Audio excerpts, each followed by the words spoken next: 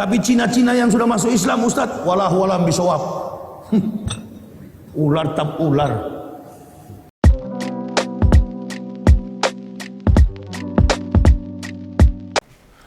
Assalamualaikum, selamat datang kembali di channel ini guys. Kali ini saya akan membahas satu tema, yaitu bagaimana kita tidak bisa menilai orang dengan ataupun dari suku bangsanya.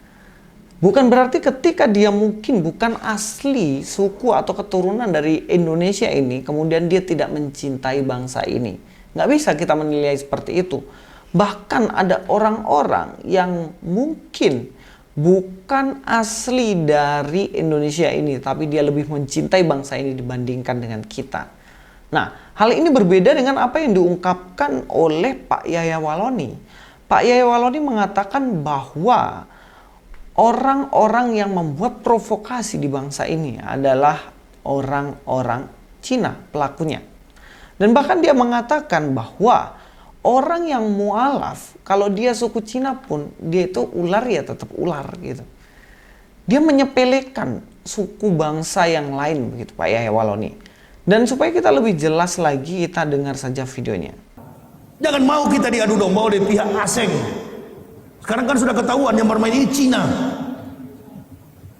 Siapa lagi? Tapi Cina-Cina yang sudah masuk Islam, Ustadz, walahu alam bisawab. Ular tetap ular. Ular tetap ular. Kalau kami ini susah, kami ini anak militer, bapak saya tentara, jadi tidak akan luntur cinta kepada negara kesatuan Republik Indonesia, tidak akan luntur. Apalagi ditambah dengan begitu masuk Islam jadi penceramah, Allahu Akbar, menyatu di dalam jiwa, tambah semakin kuat.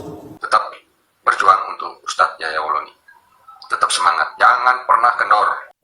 Iya teman-teman, yang kita dengar tadi seperti itu apa yang dia katakan. Bahkan kalau saya lihat, saya sangat-sangat kasihan dengan Pak Agustan. Bagaimana Pak Agustan dengan tulus loh itu, dengan tulus hati mendukung Pak Yahya Walloni, yang mana dikatakan jangan kasih kendor, tetap semangat Pak. Tapi di balik itu justru Pak Yahya Walloni mengatakan bahwa dia itu ya ular, tetap ular gitu Agustan. Nah kalau menurut saya sangat kasihan sekali. Nah teman-teman, tapi saya tidak setuju dengan statement dari Pak Yahya Walloni yang mengatakan bahwa orang-orang kalau dia suku Chinese berarti dia tidak mencintai bangsa ini. Yang mencintai bangsa adalah Pak Yahya Walloni karena keturunan tentara atau keturunan dari marinir dan lain-lain. Saya nggak tahu benar apa enggak. Tapi yang jelas, ini jelas sesuatu meremehkan orang lain. Dan ini nggak boleh. Kita akan melihat bahwa di dalam kekristenan teman-teman, itu tidak ada yang namanya kita melihat seseorang dari sukunya dan itu dia dibeda-bedakan. Dia nggak selamat tuh kalau orang dari suku Jawa. Dia nggak selamat tuh kalau dia orang Batak. Dia nggak selamat tuh kalau dia orang Manado dan lain-lain. Nggak bisa seperti itu. Sebab Tuhan tidak memandang manusia dari mana suku bangsanya. Mungkin hal ini berbeda dengan Pak Yahya Walloni. Terserah teman-teman boleh setuju sama saya apa enggak. Boleh setuju sama Pak Yahya Walloni atau bagaimana, terserah. Tapi saya mau sampaikan bahwa Tuhan, Allah saya, Yesus Kristus tidak memandang rupa. Tidak peduli engkau dari suku mana, engkau tetap disayanginya. Mari kita akan lihat di dalam kitab 1 Korintus 12 ayat 13. Sebab dalam satu roh kita semuanya, perhatikan baik-baik, dalam satu roh kita semuanya. Berbeda-beda tetapi tetap satu roh, yaitu roh Allah. Baik orang Yahudi maupun orang Yunani, baik budak maupun orang merdeka, telah dibaptis menjadi satu tubuh dan kita semua diberi minum dari satu roh. Seseorang apapun sukunya, ketika menerima Yesus Kristus, maka mereka sudah masuk ke dalam keluarga kerajaan Allah. Yang artinya kita semuanya memiliki Tuhan yang sama, roh yang sama, dan kita memiliki status yang sama di hadapan Tuhan.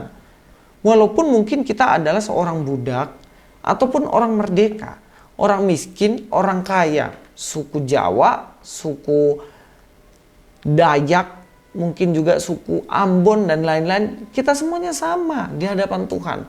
Karena kita diberi kekuatan oleh satu roh, yaitu roh Allah itu sendiri, Roh Kudus gitu. Jadi tidak ada pembedaan sama sekali di dalamnya. Yang kedua, yang saya sampaikan dari Pak Yaya Walon ini yang saya tidak setuju bagaimana dia mengatakan bahwa mereka itu yang menyebabkan provokasi di Indonesia, dan mungkin dari situ kan pasti ya berarti bukan orang yang mencintai bangsa ini. Saya memiliki seorang teman, bagaimana dia seorang Chinese, tetapi dia mencintai bangsa ini, negara ini dengan sepenuh hatinya.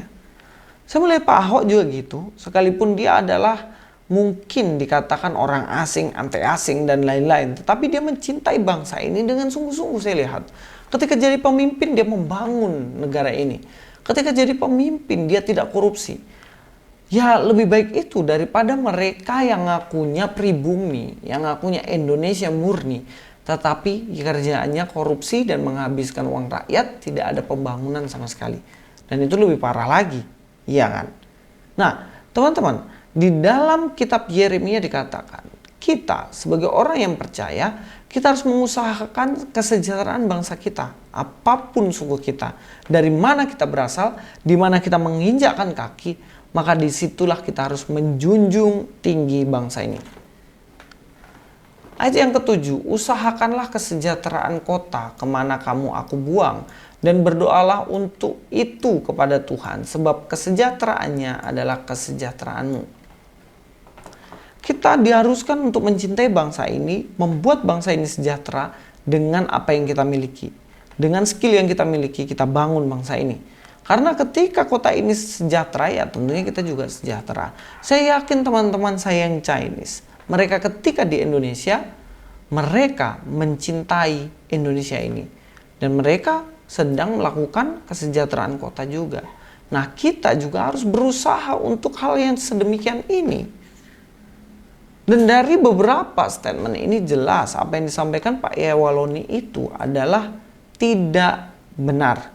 Dia hanya berdasarkan asumsi dan mungkin sikap yang tidak percaya ini diberikan kepada orang-orang dari suku yang disebutkan oleh Pak Yaya Waloni. Dan bahkan Pak Yaya Waloni lebih parah lagi, dia mengatakan ya mereka itu ular tetap ular. Sekalipun mereka sudah masuk ke agamanya Pak Yaya Waloni, tapi dia tetap mengatakan ular ya ular.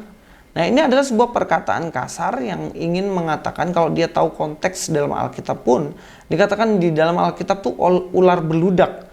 Ular beludak adalah disematkan pada mereka yang benar-benar orang yang munafik. Pura-pura baik, padahal dalam hatinya jahat. Salah satu contohnya saya akan ambil dalam Alkitab. Di dalam Matius 3 ayat 7 dikatakan, tetapi waktu ia melihat banyak orang Farisi dan Sadukis datang untuk dibaptis, berkatalah ia kepada mereka, hai kamu keturunan ular beludak, siapakah yang mengatakan kepada kamu bahwa kamu dapat melarikan diri dari murka yang akan datang? Di sini ada sebuah keanehan, mereka mau dibaptis kok malah dikatakan ular beludak. Nah teman-teman, ini menunjukkan bagaimana orang-orang Farisi Saduki yang mereka membalut diri mereka seakan-akan mereka rohani, pakai baju-baju putih, pakai baju-baju yang kebesaran mereka, menganggap mereka paling benar dari semua orang yang ada, padahal hati mereka sangat-sangatlah jahat. Mereka datang untuk mau dibaptis, saya rasa itu hanya untuk mau main-main dan mengetes Yohanes saja. Bukan benar-benar mau dibaptis. Itulah kenapa ditegur, engkau seperti ular beludak. Jadi kata ular jangan disematkan kepada orang dari suku tertentu. Kita orang Indonesia, kalau kita sendiri munafik, kalau diri kita sendiri kita tidak mencintai bangsa ini, kita cari nafkah di dunia dan di bumi Indonesia ini, tapi kita masih menghina bangsa kita, itulah yang ular. Tapi ketika ada bangsa lain yang datang ke sini, mereka justru mensejahterakan bangsa ini dan mencintai bangsa ini lebih dari kita, jangan kita katakan mereka ular. Kita semuanya sama di hadapan Tuhan.